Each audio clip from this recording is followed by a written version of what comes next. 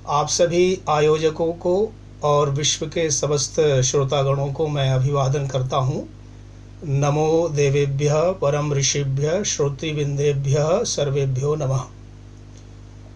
अभी वर्तमान परिप्रेक्ष्य में भारतीय सांस्कृतिक बौद्धिक चिंतन धारा का प्रसंग चल रहा है और इसमें हम सब विचार व्यक्त कर रहे हैं कि हम कौन थे, क्या हो गए हैं और क्या होंगे अभी।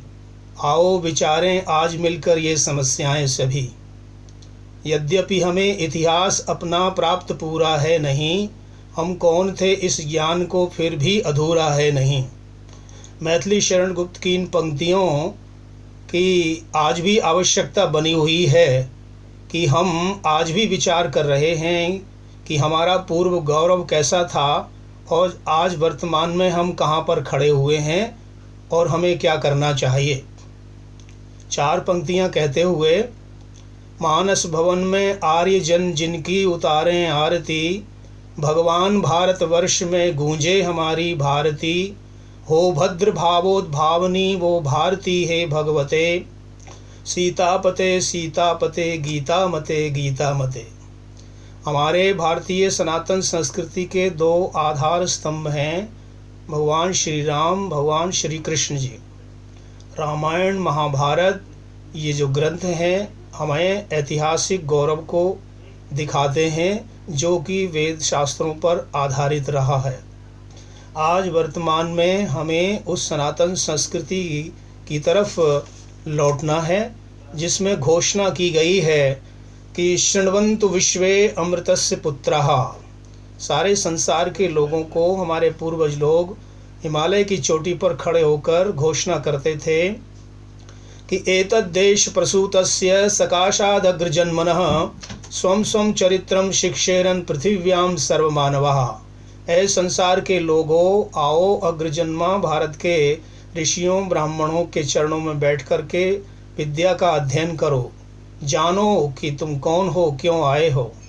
संसार की सभी प्रकार की शिक्षा विद्या का केंद्र हमारा भारतवर्ष रहा, जिसे विश्व गुरु की पदवी और सोने की चिड़िया से कहा जाता रहा है।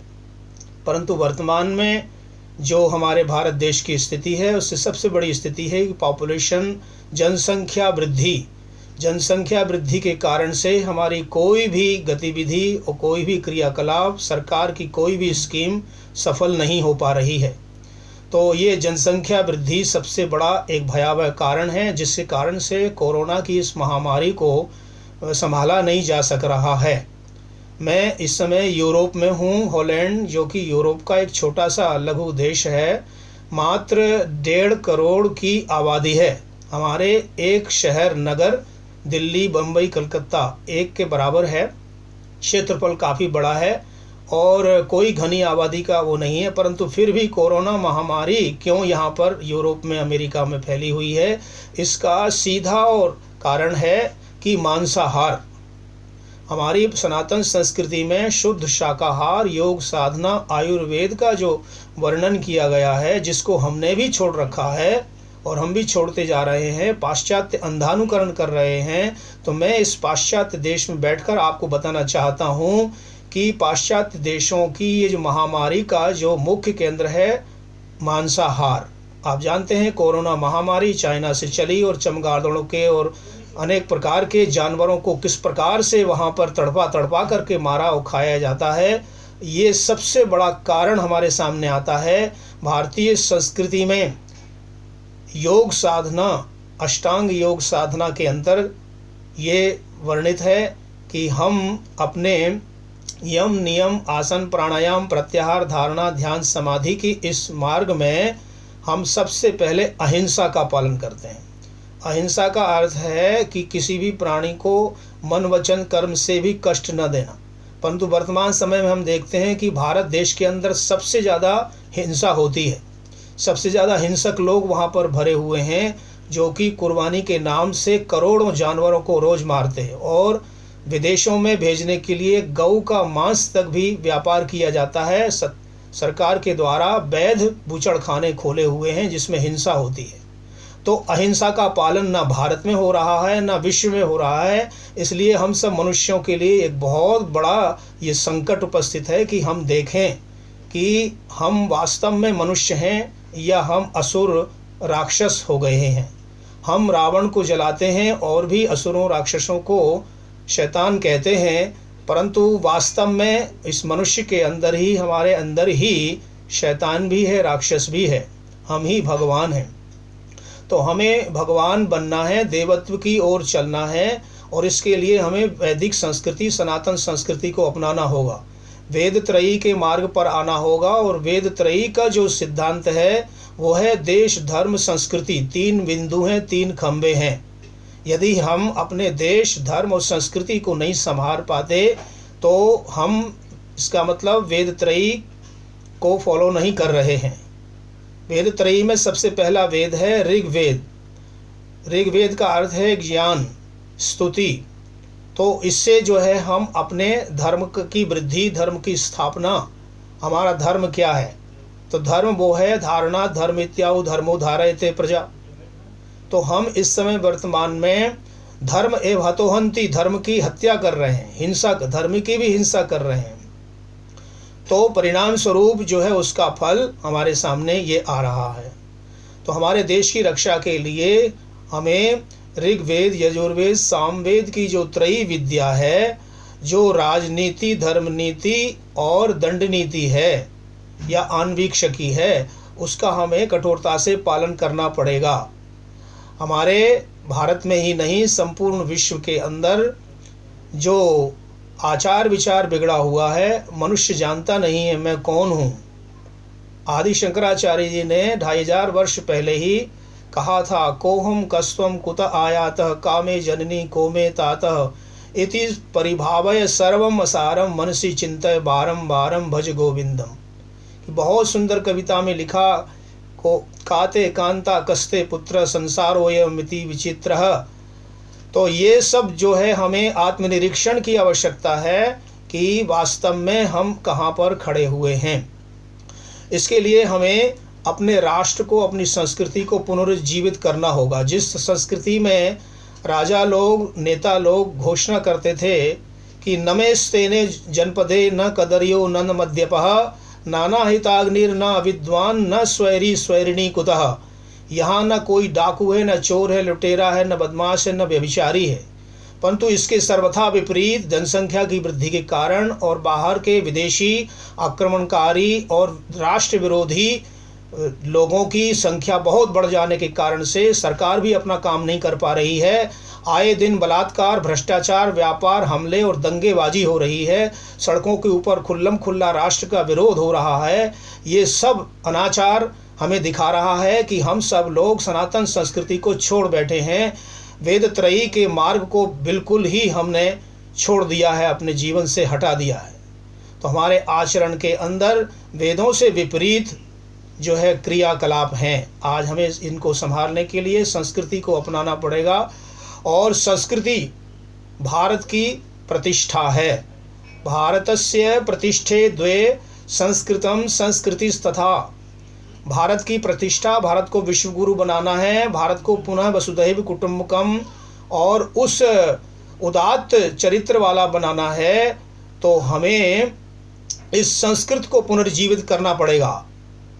हम इस समय संस्कृत महाविद्यालय या कहिए संस्कृत के अधिकतर जो प्रोफेसर्स और वैज्ञानिक और विद्वान हैं जो चर्चा कर रहे हैं, परंतु 90% लोग, 99% लोग भारत के ही हम लोग अपने लोगों को, अपने बच्चों को संस्कृत नहीं पढ़ाते हैं।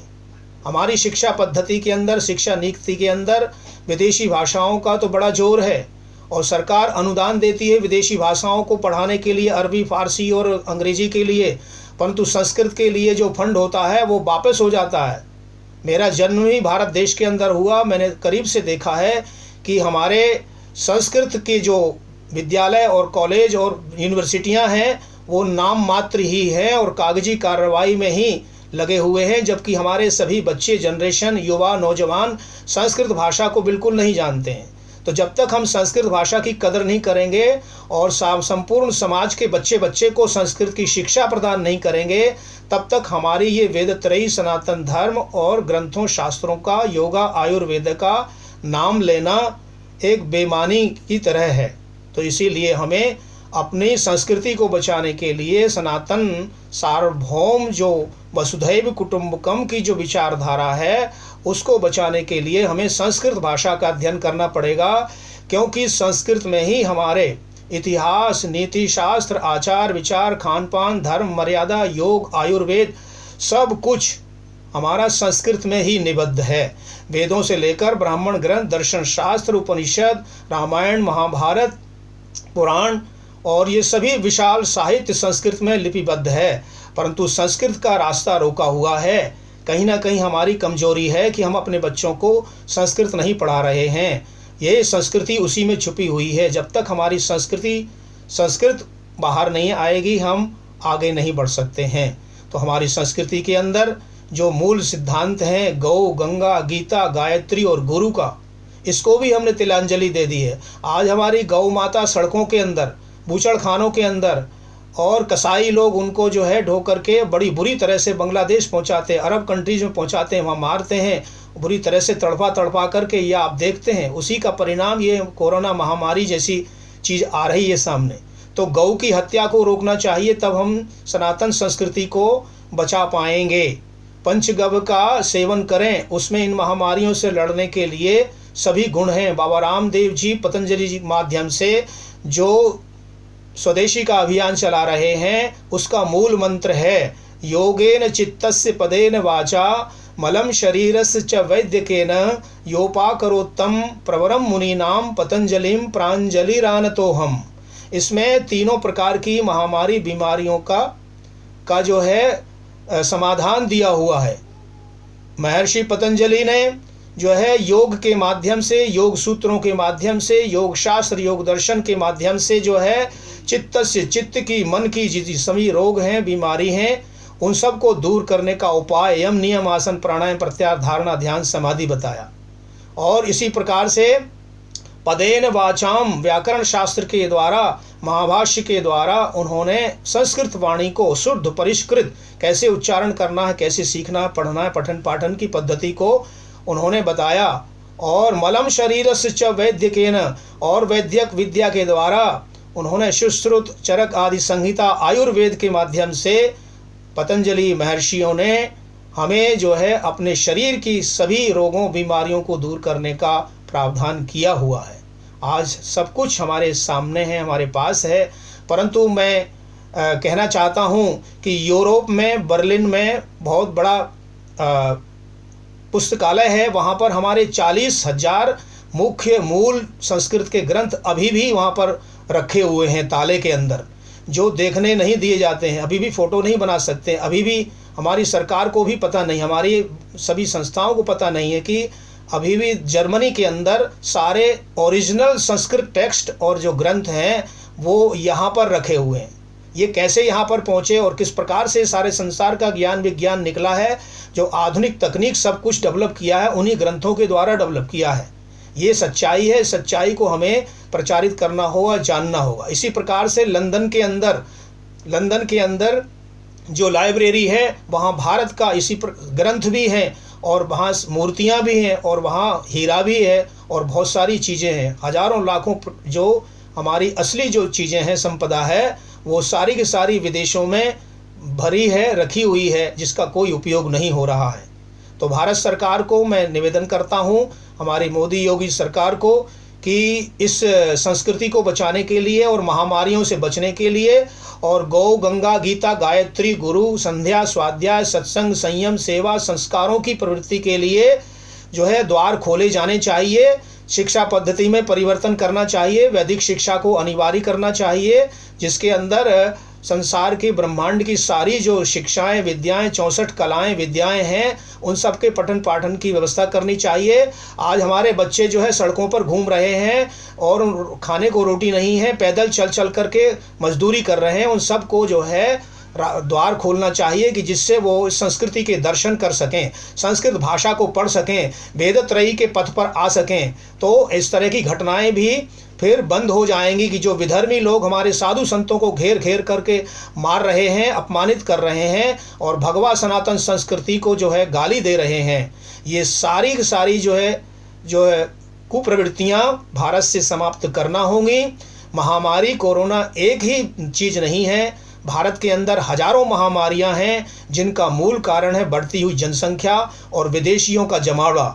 वहाँ पर जितने विदेशी हमलावरों के प्रतिनिधि सब बैठे हुए हैं, वहाँ बिन लादेन से लेकर के, बिन कासिम से लेकर के और यूरोपियन संस्कृति के उपासक, चर्च के उपासक, ईसाई, कसाई, वामपंथी, कम्युनिस्ट और सब विचारधारा के लोग वहाँ पर अपने वो बैठे हुए हैं और बड़े बड़े सरकार के कार्यों को जो है फेल करते हैं और प्रतिदिन ही तूफान मचाए हुए हैं। इस कारण से हमारा जो भारत देश है, हमारी संस्कृति और धर्म है, वेदत्रयी का जो मार्ग है वो दबा पड़ा हुआ है। कुछ ही कॉलेजों के अंदर, विश्वविद्यालयों के अंदर नाम मात्र के कुछ पढ़ाई लिखाई होती है, तो उसके कारण से जो है गिने चुने लोग ही उस संस्कृति की महत्ता को समझते हैं। हमारे जीवन के अंदर ये सब हमें बहुत ही आवश्यकता है कि हम पठतु संस्कृतम वदतु संस्कृतम का प्रचार करें। और राष्ट्रम धारयताम ध्रुवम, राष्ट्र को ध्रुव बनाना है, अखंड बनाना है।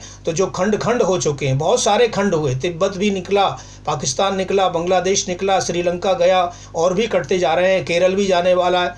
तो ये सारी प्रकार की जो विसंगतियां हैं, ये सब बीमारियां, महामारियां हैं, कोरोना से भी भयंकर महामारियां हैं।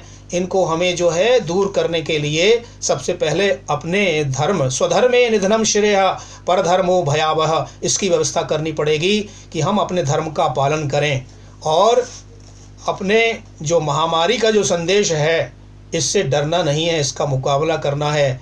मोदी जी ने जो व्यवस्था की है उसका पालन करें, सभी लोग, सारे संसार के लोग कर रहे हैं। तो इसका एक संदेश है, करो ना करो ना करो ना, यज्ञ हवन करो ना, योग साधन करो ना, मंत्र जपन करो ना, वेद अध्ययन करो ना, स्वस्थ तन मन करो ना, चिंतन मनन करो ना। इससे हम महामारी से लड़ सकते हैं, दूर भगा सकते हैं।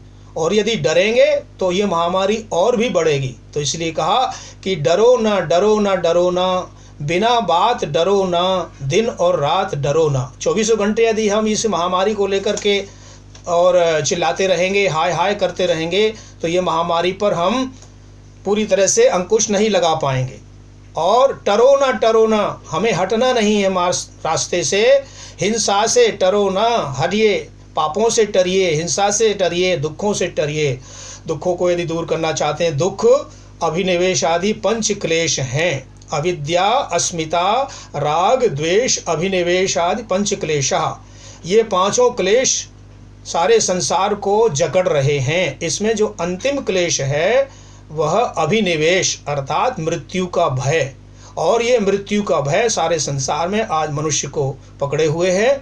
इस मृत्यु के भय से बचने के लिए हमें इस मार्ग पे आना पड़ेगा।